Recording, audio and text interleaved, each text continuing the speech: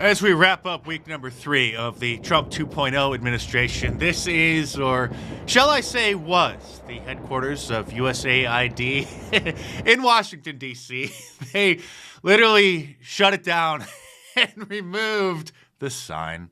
For many years now, the Democrats, the Marxists, have been dismantling American culture, removing American historical monuments, including that of Thomas Jefferson, you may recall, inside the New York City Hall, not just the Confederate monuments down south. So it's long overdue to fight fire with fire and start dismantling not just the bloated bureaucracy, but also just liberalism in general. And obviously, as of now, the vast majority of the USAID employees, the bureaucrats, the leeches, have been placed on leave, and just a few hundred of them remain under the umbrella of the State Department. That was where USAID was placed in the bureaucratic structure, which now is being overseen by Marco Rubio. And earlier this morning, several Marxist Democrat members of Congress and their lackeys tried to barge into the Department of Education because that's where some of the DOGE auditors are focusing on now. The camera see him. Let the camera see him. This man here. Contractor. We are members of Congress. Come in. You're blocking us. See this man.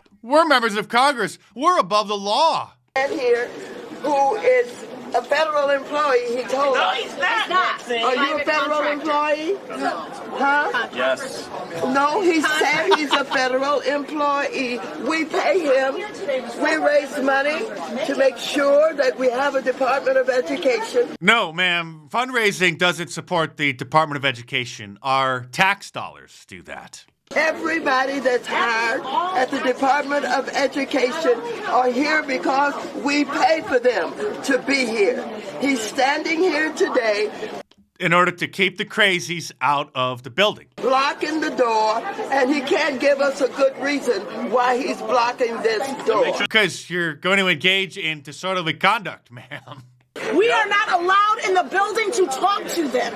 We are not allowed to advocate on behalf of America's children. America, we have a problem. We do have a problem. We have a lot of problems, and that's why you're not allowed in the building anymore, because we're cleaning them up. And as I mentioned in the previous video earlier today, the Marxist media and their operatives are desperately trying to dox, to identify and release the personal details of the members of the Department of Government Efficiency who are working with Elon Musk, a bunch of young computer wizards, in order to go through the books and find out where all of our money is going. And so they did dox a couple of them.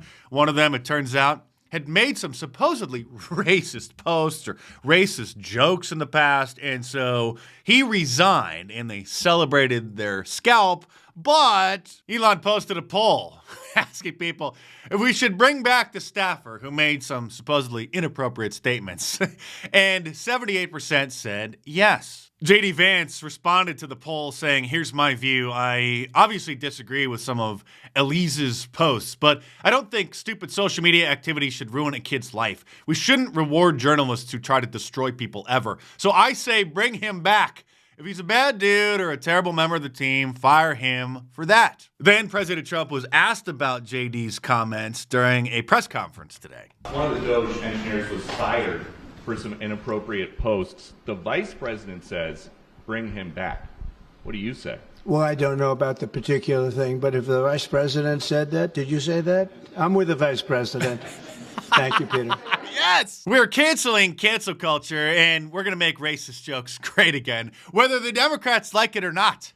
Well, actually, what am I talking about? Of course they're not going to like it, but we don't care anymore. So Elon Musk is going to rehire the Treasury DOGE staffer behind the supposedly racist posts after President Trump endorsed the idea. And President Trump just revoked Joe Biden's security clearance, putting an end to him getting security briefings. Not that he could understand what those briefings are, but obviously he then leaks them to other Democrat operatives. And before the Democrats can complain about this, maybe we should just point out what Joe Biden had to say about the issue. Let me ask you then something that you do have oversight of as president.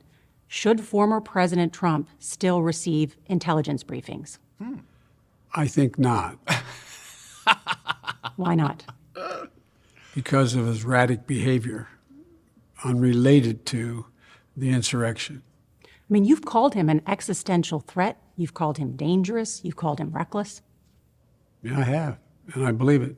What's your worst fear if he continues to get these intelligence briefings?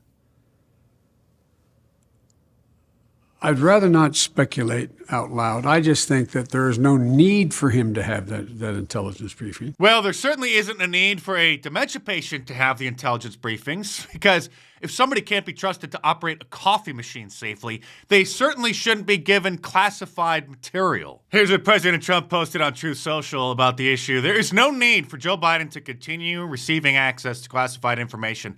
Therefore, we are immediately revoking Joe Biden's security clearances and stopping his daily intelligence briefings. He set this precedent in 2021 when he instructed the intelligence community to stop the 45th president of the United States, me, from accessing details on national security, a courtesy provided to former presidents.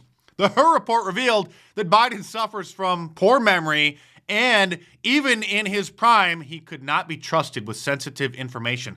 I will always protect our national security, Joe. You are fired. Make America great again. So it's time to stock up on your Liberal Tears mugs from my online store at markdice.com, which has been newly redesigned with a whole bunch of new products. And the mugs, all mugs, by the way, come in 3 different sizes now. The 11 ounce, which is the standard size, a 15 ounce, and a 20 ounce. If you go to the main site and then click on the drinkware tab up on the top, you can see that all of my designs are now available in mugs, and now some of them in pint glasses as well. There is an entire section of hoodies, of women's designs, of long sleeves, of course, the t-shirts. So head on over to markdice.com or click the link in the description below and check them out.